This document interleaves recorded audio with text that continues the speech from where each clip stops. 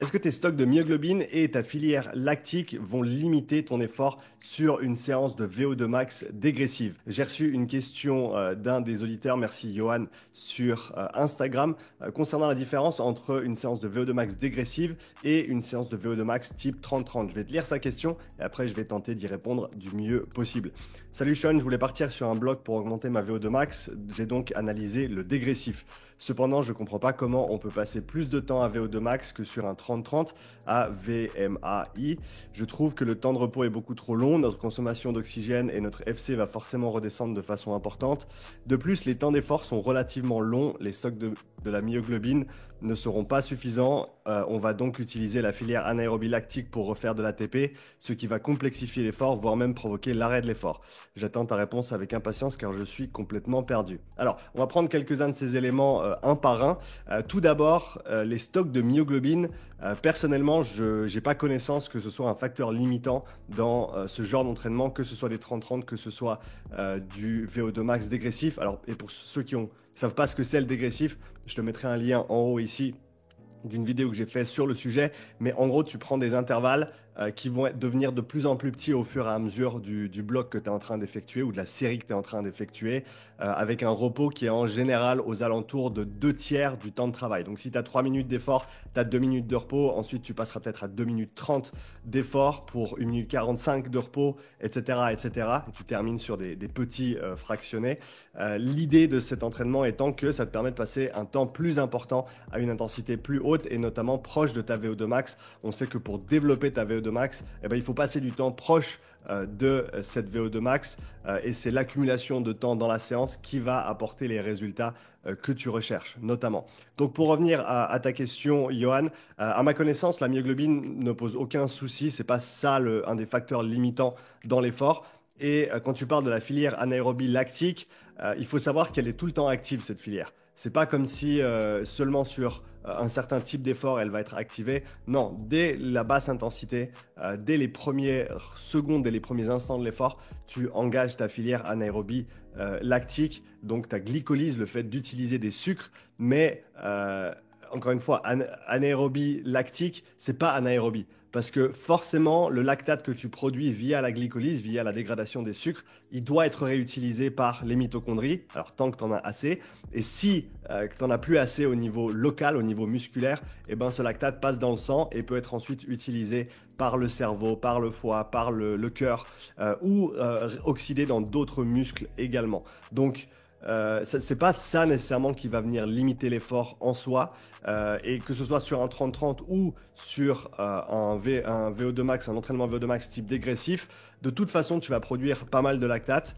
Je dirais même que dans le contexte de ta question, entre le dégressif et le 30-30, il y a des chances que le dégressif produise entre guillemets plus de lactate ou résulte par un lactate qui soit plus élevé dans le sang, mais c'est pas nécessairement une mauvaise chose, dans le sens où de toute façon tu es proche de ta limite, de toute façon tu es au-delà du deuxième seuil, donc ce lactate va s'accumuler rapidement dans le sang. On sait que c'est pas lui le facteur de fatigue, c'est pas lui à l'origine de la fatigue, c'est plutôt les autres molécules qui viennent avec le lactate, si tu veux bien, les phosphates inorganiques, les ions d'hydrogène.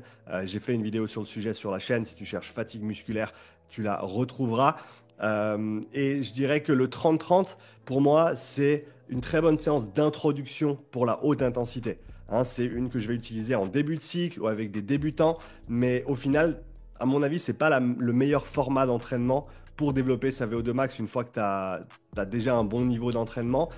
Simplement du fait que, contrairement à ce que tu dis dans ta question, pour moi, le temps de repos, il est plus long sur le 30-30 que sur un VO2 max dégressif. Simplement du fait du ratio travail-repos. Je ne pense pas qu'il faille regarder le repos en isolation. Il faut le contextualiser par rapport au temps de travail. Donc là, tu as 30 secondes de travail et 30 secondes de repos. Donc tu as un ratio 1-1. Alors que sur le dégressif, tu as un ratio qui va être de, disons, 3-2. C'est-à-dire que tu as 3 unités de travail pour 2 unités de repos. Tu as même d'autres formats de type VO2 max. Par exemple, sur le Tabata, tu as un format 2-1. Donc, tu as 2 unités de travail pour 1 unité de repos. 20 secondes de travail, 10 secondes de repos. On peut le faire en 30-15, on peut le faire en 40-20. C'est tout la même chose. L'idée, c'est que ça te permet de passer un temps important proche de ta VO2 VO2 max et ça te permet de développer cette qualité. Donc par rapport à ta question, la myoglobine n'est pas un facteur limitant. La filière anaérobie lactique va de toute façon être engagée dès les premiers instants de l'effort, peu importe ton intensité d'effort. Et est-ce que le lactate va s'accumuler un petit peu plus sur une séance de dégressif que sur une séance de 30-30? Je dirais que oui, théoriquement, parce qu'on va avoir une intensité d'effort qui va être plus importante de par simplement ce ratio dont j'ai parlé avant, travail-repos. Et donc non, le repos, il n'est pas trop long sur le dégressif. En plus de ça, il va aller de plus en plus court au fur et à mesure que tu raccourcis tes temps de travail. Hein, si on garde ce ratio 3-2, on pourrait même techniquement faire du dégressif avec un format 2-1. Donc tu pourrais faire 4 minutes de travail, 2 minutes de repos, 3 minutes de travail, 1:30 de repos, 2 minutes de travail, 1 minute de repos, 1 minute 30 de travail, 45 secondes de repos, 1 minute de travail, 30 secondes de repos. Et on continue à descendre et ensuite répéter ça 2 à 3 fois dans ta séance. Ça fait que tu vas rester plus haut en termes de VO2, de consommation d'oxygène, en termes de fréquence cardiaque, même si dans ce cas-là, la fréquence cardiaque en elle-même n'est pas un facteur par rapport à la stimulation que tu essayes d'imposer sur le corps. On est vraiment plus centré sur le paramètre de VO2, de consommation d'oxygène. Donc, de manière générale, si je dois résumer un petit peu ce que je dis là, je pense que le dégressif est plus pertinent une fois que tu as dépassé le niveau d'introduction au travail de VO2, est plus intéressant que le 30-30 du fait de ce ratio travail-repos, du fait que les intervalles sont dégressifs, ce qui fait que tu vas aussi mentalement, c'est plus facile entre guillemets comme séance parce que ça te permet de continuer à être poussé parce que tu sais que le prochain il est un peu plus court, le prochain il est un peu plus court, le prochain il est un peu plus court. Donc ça aide aussi dans la tête et je pense que ça il faut le prendre en compte. Mais quoi qu'il arrive, je te conseille d'essayer les deux et je te conseille d'essayer de voir ce que tu ressens par rapport à l'un et par rapport à l'autre sans trop réfléchir par rapport à l'aspect mécanistique au niveau de la physiologie en elle-même.